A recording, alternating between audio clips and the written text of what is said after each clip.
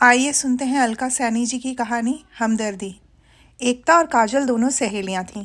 जब भी बाजार का काम होता तो दोनों साथ साथ चली जाती थीं, क्योंकि जिस कंपनी में दोनों के पति काम करते थे वो जगह शहर से कुछ दूर पड़ती थी।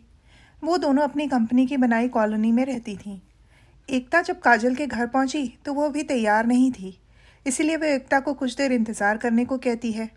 चल पहले एक कप कॉफ़ी पीते हैं, फिर चलते हैं, तब तक मैं तैयार भी हो जाऊंगी। तुम तो समाज सेवा में इतनी व्यस्त रहती हो कि बिना काम से मेरे घर कभी आती ही नहीं हो। नहीं नहीं काजल, ऐसी कोई बात नहीं है। दरअसल 26 जनवरी आने वाला है ना, उसकी तैयारी में लग गई थी कई दिनों से। उस दिन अपनी कॉलोनी में तिरंगा फहराने का और कल्चरल कार्यक्रम रखा है। साथ ही आसपास की झुग्गी झोपड़ी के बच्चों को लेडीज़ क्लब की तरफ से किताबें और कपड़े भी बांटने हैं, जिसके लिए हर सदस्य से हमने 100-100 रुपये इकट्ठे किए हैं। अरे हाँ, 26 जनवरी से याद आया, उस दिन कंपनी के क्लब की तरफ से कसौली में पिकनिक भी तो जा रहा है। वापस जाते हुए उसके 500 रुपये भी जमा करवाने हैं। पिकनिक पर तुम भी चलती तो बहुत मज़ा आता। नहीं नहीं काजल, 26 जनवरी का प्रोग्राम तो खास मैंने ही रखा है ना, इसलिए मैं तो किसी भी हालत में जा नहीं पाऊँगी। तभी काजल का बेटा साहिल बाहर से भागा भागा आया और कहने लगा, मम्मी मम्मी, हमारे स्कूल का पिकनिक जा रहा है, मुझे उसके लिए कल 500 रुपये जमा करवाने हैं। काजल बेटे को समझाते हुए, नहीं साहिल, पापा के ऑफिस की तरफ से 26 को कसौली पिकनिक जा रहा है, उसमें हम सब साथ साथ चलेंगे। नहीं मम्मी, 26 को तो हमें स्कूल से जाना ज़रूरी है परेड के लिए, इसलिए मैं तो 27 तारीख को स्कूल वाले पिकनिक के साथ ही जाऊंगा। मेरे सब दोस्त जा रहे हैं, वैसे भी आप लोगों के साथ मैं बोर हो जाता हूँ। ठीक है, पापा आएंगे तो उनसे लेकर दूंगी, अभी मेरे पास पैसे नहीं हैं। तभी काजल की काम वाली कमला महीने के पैसे लेने आई। जब काजल ने उसे 300 रुपये दिए तो वो कहने लगी, बीबी जी, सब लोग 350 रुपये देते हैं, आप भी 50 रुपये बढ़ा दीजिए, इतनी महंगाई में गुजारा नहीं होता है। काजल ने बेरुखी से कमला को कहा, महंगाई क्या तुम लोगों के लिए है सिर्फ? हम लोगों को भी तो इतनी महंगाई में गुजारा करना पड़ता है।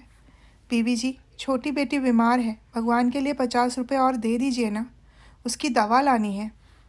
जब गुजारा नहीं होता तो इतने बच्चे पैदा क्यों करती हो? इस महीने मेरा हाथ बहुत तंग है, अगले महीने ले लेना। अब जाओ यहाँ से, मुझे बाजार के लिए देर हो रही है। काजल एकता की तरफ देखते हुए, क्यों भाई एकता, तुम अपनी कामवाली को कितने पैसे देती हो? एकता चुप हो गई, क्योंकि उसे पता था कि अगर वो सच्चाई बताएगी तो उल्टा काजल उसी को कहना शुरू कर देगी कि तुम जैसे लोगों के कारण ही ये कामवालियाँ सर पर चढ़ जाती हैं।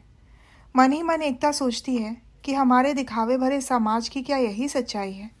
इन्हीं विचारों की उधेड़बुन में खोए खोए वो काजल के साथ बाजार घूमती रही। चाहकर भी कामवाली की बातें उसके मन से नहीं निकली। काजल ने उसे घूमते हुए टोका भी, एकता, कहाँ खोई खोई सी हो? अरे ये कामवालियाँ नीच होती हैं, इनकी बातों पर ज़्यादा ध्यान मत दिया करो, ये सब तो इनके हर रोज़ के बहाने हैं पैसे ऐंठने के। परंतु फिर भी एकता को उसकी कामवाली की बातों में बहुत सच्चाई लग रही थी। रह रहकर उसका मजबूर चेहरा उसकी आंखों के सामने घूम रहा था और उसे उस पर बहुत दया आ रही थी। उसका बस चलता तो वो उसे अपनी तरफ से पैसे दे देती, पर काजल के डर से उसने ऐसा नहीं किया। मार्च का महीना अभी शुरू ही हुआ था तो एकता ने एक दिन सोचा कि होली आने वाली है, इसीलिए काजल के साथ बाजार जाकर कुछ ज़रूरी सामान ले आए। ऐसे भी उसे काजल को मिले काफ़ी दिन बीत गए थे।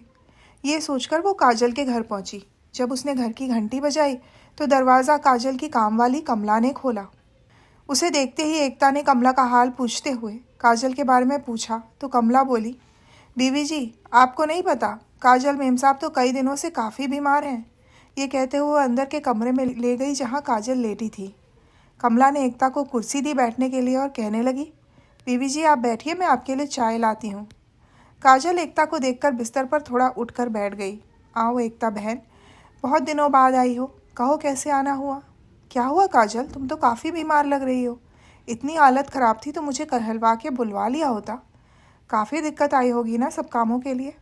बस एकता, सर्दी में बुखार बिगड़ गया और टाइफाइड हो गया, अब तो काफ़ी सुधार है हालत में। भला हो इस काम वाली कमला का, जिसने अपनों से भी बढ़कर बीमारी में मेरी देखभाल की। काजल, सच में आजकल के भौतिकवादी युग में किसी के पास किसी के लिए समय नहीं है। ये गरीब लोग फिर भी ज़रूरत में साथ निभा जाते हैं। बस एकता, मुझे और शर्मिंदा ना करो, मैं पहले ही अपने किए पर बहुत दुखी हूँ। उस दिन मैंने कमला की बेटी के बीमार होने पर उसे मात्र 50 रुपये देने से इनकार कर दिया था, उसी की सज़ा भुगत रही हूँ।